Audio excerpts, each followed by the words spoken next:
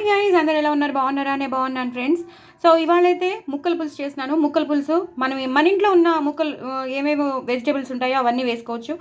నేనైతే ఉల్లిపాయలు, ఆనపకాయలు, క్యారెట్ వేశాను. మీరు గుమ్మడికాయ ఉంటే గుమ్మడికాయ ముక్కలు, చిలకడ దుంప ముక్కలు, దోసకాయలు, ఇంకా మీ మీ ఇంట్లో ఇంకా నేనైతే క్యారెట్, ఆనపకాయ, ఉల్లిపాయ వేశాను కాబట్టి ఇవి చెప్పాను. మీ ఇంట్లో ఏమేమి వేసుకోవాలనుకుంటున్నారో అవన్నీ వేసుకుని చక్కగా మీరు ముక్కల పులుసు చేసేసుకోవచ్చు. సో నేనైతే ఫస్ట్ నీళ్ళల్లో చక్కగా ఇవన్నీ తరిగిన ఉల్లిపాయలు, అలాగే మన ఆనపకాయ, అలాగే క్యారెట్ వేసేసాను, పచ్చిమిరపకాయలు వేసేసాను, పసుపు వేసేసాను, ఒక హాఫ్ స్పూన్ కారం వేస్తాను. ఇప్పుడు నేను దీన్ని ఉడకబెట్టేసుకుంటాను. ఉడికిపోయాక దీన్ని పోపు వేసేటప్పుడు మీకు మళ్ళీ చూపిస్తాను. చూసారు కదండి, ముక్కలు అయితే బాగా ఉడికిపోయాయి. నేను ఒక గిన్నెలో చింతపండు రసం తీసి పెట్టేసుకున్నాను. తగినంత ఈ పులుసుకి ఎంత కావాలో అంత చింతపండు రసం తీసి పెట్టేసుకున్నాను. సో ఆ తీసి పెట్టేసుకున్న ఆ చింతపండు రసంలో నేను ఈ ఉడకబెట్టుకున్న ఈ క్యారెట్ ముక్కలు కానీ, ఆనపకాయ ముక్కలు కానీ, ఉల్లిపాయ ముక్కలు అన్నీ వేసేసాను. అవి ఎప్పుడైతే మనం ఉడకబెడతామో దాంట్లో వాటర్ వస్తుంది కదా, ఆ వాటర్ కూడా వేసేసాను అనమాట. చింతపండు నీళ్ళతో మనం చింతపండు నీళ్ళు తీసుకున్న దాంట్లో ఈ ఉడకబెట్టిన వెజిటేబుల్స్ అన్నీ వేసేస్తాం. ఇప్పుడు బెల్లం వేద్దామండి. ఇది కొంచెం చిన్న కప్పే, ఈ హాఫ్ కప్పు వేసేసుకోవాలి. ఇలా కలిపేసుకోవాలి. ఇది తీతీగా పుల్లగా ఉంటుంది. ముక్కల పులుసు చాలా బాగుంటుంది. ఇప్పుడు నేను ఇలా శనగపిండి కూడా పెట్టాలండి. సో శనగపిండిని నేను ఇలా చల్ల నీళ్ళు ఉంటాయి కదా, ఆ చల్ల నీళ్ళల్లో వేసేసి ఒక 2 to 3 స్పూన్స్ పెద్దది వేసేసి ఇలా డైల్యూట్ చేసి పెట్టేసుకోవాలి. ఇది ఎప్పుడైతే మరుగుతుందో అప్పుడు ఈ శనగపిండి అనేది మనం వేయాలన్నమాట. ఇప్పుడు వేసేసి మనం మరగనివ్వకూడదు. ఇది బాగా మరుగు వస్తుంది కదా, ఆ మరుగు వచ్చినప్పుడు మనం ఈ శనగపిండి బ్యాటర్ ఏదైతే ఉందో ఇలా పల్చగా చేసి పెట్టుకోవాలి, డైల్యూట్గా చేసి పెట్టుకోవాలి. ఆ డైల్యూట్గా చేసి పెట్టుకునేది ఇందులో వేసేయాలి. సో ఇప్పుడు వేసి ఇది మరగడానికి పెట్టేస్తానండి. నెక్స్ట్ ప్రొసీజర్ మీకు చూపిస్తాను. అలాగే ఒక కప్పు తీసుకోవాలండి. ఆ కప్పులో కూర పొడి వేసుకోవాలి, అలాగే సాంబార్ పొడి కూడా వేసుకోవాలి. రెండు వేసేసుకుని పూర్తిగా ఇలా కలిపేసుకుని ఇందులో వాటర్ పోసేసి డైల్యూట్ చేసి పెట్టుకోవాలి. ఇది మనం ముక్కల పులుసులో వేస్తామన్నమాట. నేను కూర పొడి 4 స్పూన్స్ వేసాను, సాంబార్ పొడి కూడా 4 స్పూన్స్ వేసాను. రెండు ఈక్వల్గా వేసేసాను.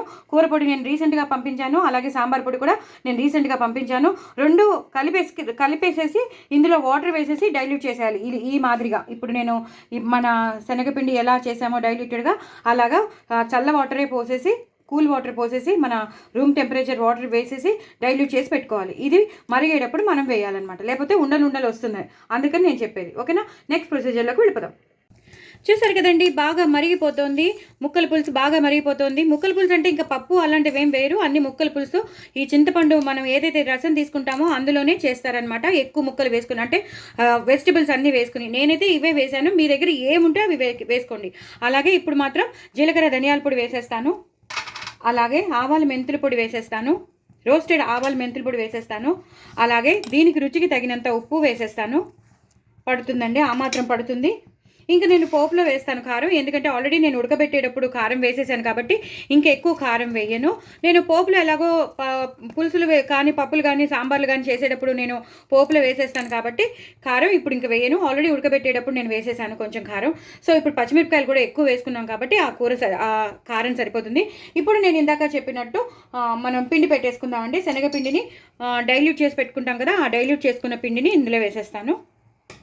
అలాగే మన సాంబార్ పౌడర్, అలాగే కూర పౌడర్ అది కూడా వేసేసి ఇలా పూర్తిగా కలిపేసుకోవాలి. ఇప్పుడు ఈ రెండు వేసేసాం కాబట్టి ఈ ముక్కల పులుసు టెక్స్చర్ మారిపోతుంది, కలర్ మారిపోతుంది, డార్క్గా ఉన్నది. నేను బెల్లం కూడా వేసానని చెప్పాను కదా. సో బెల్లం పౌడర్డ్ బెల్లం కదా, కొంచెం డార్క్ బ్రౌన్ ఉంటుంది. కానీ మనం ఎప్పుడైతే ఈ శనగపిండి కానీ ఇవన్నీ మనం పౌడర్ మన కూర పొడి కానీ, సాంబార్ పొడి కానీ వేసాం కదా, టెక్స్చర్ మొత్తం ఈ మంచి క్రీమిష్ కలర్లో వచ్చేస్తుంది. ఇప్పుడు ఇది మళ్ళీ మరగాలి. ఇప్పుడు మనం వేసిన ఈ సాంబార్ పౌడర్తోనూ, ఈ కూర పొడితోనూ, అలాగే ఈ శనగపిండి పెట్టాం కదా, దీంతో బాగా మరిగితే దగ్గరగా వచ్చేస్తుంది. అంటే కొంచెం చిక్కదనం వచ్చేస్తుంది. అప్పుడు చిక్కదనం వచ్చాక అప్పుడు మనం పోపేసుకోవాలి. అప్పటి లోపల మనం కరివేపాకు వేసేసుకోవచ్చు. మరిగేటప్పుడు కొంచెం కరివేపాకు వేసుకోవచ్చు, అలాగే కొత్తిమీర కూడా వేసేసుకోవచ్చు. ఇప్పుడు ఆ కొత్తిమీర, ఆ కరివేపాకు ఫ్లేవర్ మొత్తం పట్టేస్తుంది అనమాట. లాస్ట్లో మళ్ళీ కొంచెం వేసుకోవచ్చు. ఇప్పుడు మాత్రం మరగనివ్వాలి. బాగా దగ్గరికి వచ్చేస్తుంది, చిక్కగా అయిపోతుంది. అప్పుడు పోపేసుకునేటప్పుడు మీకు మళ్ళీ చూపిస్తాను. చూసారు కదండి ఎంత మంచి టెక్స్చర్ ఉందో. పులుసు మాత్రం అదిరిపోతుంది ముక్కల పులుసు. నేను ఆనపకాయ ముక్కలకి తొక్కు తీయలేదండి, అలాగే వేసేసాను, డైరెక్ట్గానే వేసేస్తాను నేను ఎప్పుడు. సో తీసుకోవాలి అనుకున్న వాళ్ళు తీసేసుకోండి, కానీ నేను మాత్రం తీయను. ఎందుకంటే లేతగానే ఉంది కదా, పెద్ద గట్టిగా ఉంటే తీసేయచ్చు, కానీ లేతగా ఉన్నప్పుడు నేను తీయను. సో అలాగే ఉల్లిపాయలు అక్కర్లేదు అన్నవాళ్ళు స్కిప్ చేసుకోవచ్చండి, ఉల్లిపాయలు కావాల్సిన వాళ్ళు వేసుకోవచ్చు. మిగతాదంతా సేమ్ ప్రొసీజర్. హ్యాపీగా చూడండి ఎంత బాగా మరిగిపోతుందో. దాని టెక్స్చర్ కూడా మారిపోయింది చూసారు కదా. మనం చింతపండు వేసాం, ఇందాక బెల్లం వేసినప్పుడు బ్రౌనిష్ కలర్లో వచ్చింది. ఇప్పుడు మాత్రం చక్కగా ఈ మనకు ఆ శనగపిండి పెట్టేసరికి, సాంబార్ పొడి ఇవన్నీ పెట్టేసరికి మంచి కలర్లో వచ్చేసింది. ఇప్పుడు నేను పోపు వేసేస్తాను, సిమ్లో పెట్టుకోండి. ఇప్పుడు నేను నూనె పెట్టేసుకున్నాను. ఆవాలు, జీలకర్ర, ఎండుమిరపకాయలు, ఇంకా వెల్లుల్లిపాయ పోపు పెట్టరండి దీనికి. ముక్కల పులుసు కదా, ఇది ట్రెడిషనల్ రెసిపీ. సో వెల్లుల్లిపాయలు పెట్టరు, అంటే ట్రెడిషనల్ రెసిపీలో పెట్టరా అని కాదు, ఇందులో అయితే పెట్టరండి. సో ఇది మాత్రం ఆవాలు, జీలకర్ర, ఎండుమిరపకాయలు, ఇంగు మాత్రం ఎక్కువ వేసుకోవాలి, ఇంగు వేసేసుకోవాలి. అలాగే కారం, నేను ఎప్పుడు పోపులో కారం వేస్తానంటాను కదా, ఆ కారం వేసేసి ఇలాగా ఒక్కసారి అనేసుకోవాలి. మన ఎండుమిరపకాయలు కానీ ఆవాలు కానీ అన్నీ బాగా వేగిపోవాలి. అలాగే ఇంగు వేసాం కదా, అది కూడా బాగా వేగిపోయి మంచి వాసన వచ్చేస్తుంది. కారం కూడా వేసేసాం కదా, ఇప్పుడు మెల్లిగా మనం దీంట్లోకి ట్రాన్స్ఫార్మ్ చేసేసుకుందాం. చాలా నెమ్మదిగా ట్రాన్స్ఫార్మ్ చేసుకోవాలి, మరుగుతూ ఉంది కదా అందుకు. చాలా చాలా టేస్టీగా ఉంటుందండి ముక్కల పులుసు. చాలా చాలా ట్రెడిషనల్ రెసిపీ అండి.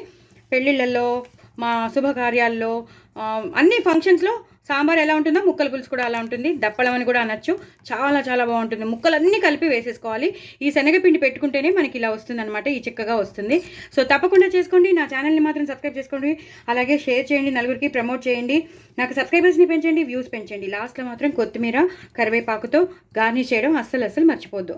ఈ రెండు లేకపోతే అసలు చేయడం కూడా స్టార్ట్ చేయొద్దు. ఈ రెండు దగ్గర పెట్టుకోండి. ఇంగు పోపు తప్పకుండా వేయాల్సిందే, ఇంగు పోపు లేదే అస్సలు టేస్ట్ రాదు. తప్పకుండా చేయండి, చేసుకోండి. ఏ ముక్కలు ఉంటాయో ఆ ముక్కలతో చక్కగా చేసేసుకోండి. సూపర్ ఎక్స్ట్రాడినరీ ఉంటుందండి. ఎక్స్ట్రాడినరీ అంటే ఎక్స్ట్రాడినరీ. చూడండి ఎంత బాగా మరిగిపోతుందో, సూపర్బ్ ఉంటుంది. చాలా చాలా బాగుంటుంది. వేడి అన్నంలో ఎక్కువ నెయ్యి వేసుకుని, అప్పడాలు నంచుకుని, చల్లమిరపకాయలు నంచుకుని, వడియాలు నంచుకుని తింటే 1-2 సార్లు తినేసేయండి, కడుపు నిండిపోతుంది. ఇంకేం అక్కర్లేదు, వేరే రెసిపీయే అక్కర్లేదు. నిజం చెప్తున్నాను. మరి ఇంకా చేసుకుంటారు కదా. నా ఛానల్ మాత్రం సబ్స్క్రైబ్ చేసుకోండి, అసలు మర్చిపోతే. బాయ్ అండి.